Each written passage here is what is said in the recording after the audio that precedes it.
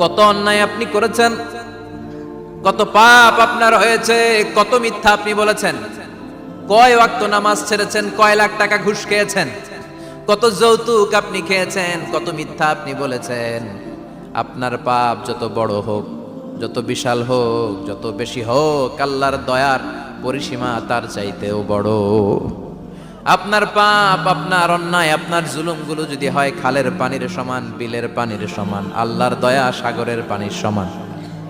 আপনার পাপ যদি হয় সাগরের পানির সমান, আল্লাহর দয়া মহাসাগরের পানির সমান। আপনার পাপ আর অন্যায় যদি হয় পাহাড়ের সমান, আল্লাহর দয়া আকাশের সমান। আপনার পাপ যদি হয় আকাশের সমান, আল্লাহর দয়া আরশের সমান। এজন্য আল্লাহ বললেন, ইয়া আইয়ুহাল্লাযীনা আমানু তুবু ইলাল্লাহি তাওবাতান নাসুহা। ও আমার গোলাম, তুই তোর নিজেরে যত বেশি ভালোবাসিস তার চেয়েও আমি তোরে বেশি ভালোবাসি। তোর বাবা মা তোরে যত বেশি ভালোবাসে তার চেয়েও আমাদেরকে বেশি ভালোবাসে কে? আল্লাহ বললেন, ভালোবাসারে তৈরি করার পরে আমি 100 টুকরা করলাম। চিল্লায় বলেন, কয় টুকরা? 99 টুকরা ভালোবাসা আমি আল্লাহ নিজের মধ্যে রেখে দিলাম। 1 টুকরা ভালোবাসা গোটা বিশ্বের সবার মধ্যে আমি ভাগ করে দিলাম। 1 টুকরা ভালোবাসা পেয়ে আমাদের অবস্থা দেখছেন? আল্লাহ যদি 1 টুকরা না দিয়ে আমাকে 30 টুকরা দিত, কথা কন। 1 টুকরা না দিয়ে 80 টুকরা দিলে কি হইতো? কথা কয় না। আমাদের পাপগুলো ক্ষমা করে কে? চিল্লায় বলেন, কে? আল্লাহ ডেকে বলে, গোলাম আমি হলাম গাফিরুয যামব কাবিলুত তাওব। আমার কাজ হলো ক্ষমা করা, আমার কাজ হলো তওবা কবুল করা। শয়তানের কাজ হলো ওয়াসওয়াসা দেওয়া, আমাদেরকে ভুল পথে নিয়ে যাওয়া। আর আমাদের কাজ হলো ভুল করে ফেলা, আল্লাহর কাজ হলো ভুলগুলো মাফ করে দেয়া।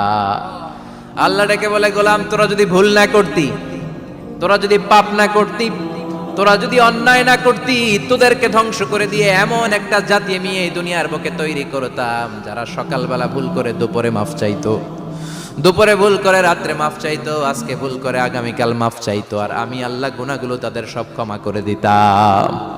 ক্ষমা করে দিতে আল্লাহর বড্ড ভালো লাগে। বান্দা আল্লাহর কাছে বারবার চাক, চোখের পানি ছাড়ুক, এটা আল্লাহ পছন্দ করে। চোখের পানির যে কত পাওয়ার আপনি কল্পনাই করতে পারবেন না। অনুশোচনার চোখের পানি, চোখ বেয়ে নাকের ডগা পেয়ে জমিনে পড়ার আগেই আল্লাহ এই বান্দারে মাফ করে দেয়।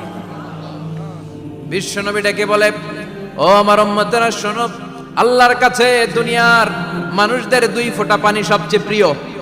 1 হলো জিহাদের ময়দানে রক্তের ফোঁটা, 2 হলো অনুতপ্ত বান্দার চোখের পানির ফোঁটা। এজন্য আল্লাহ ডেকে বললেন, গোলাম আমি যে তোদের কত ভালোবাসি তোর ধারণা নাই।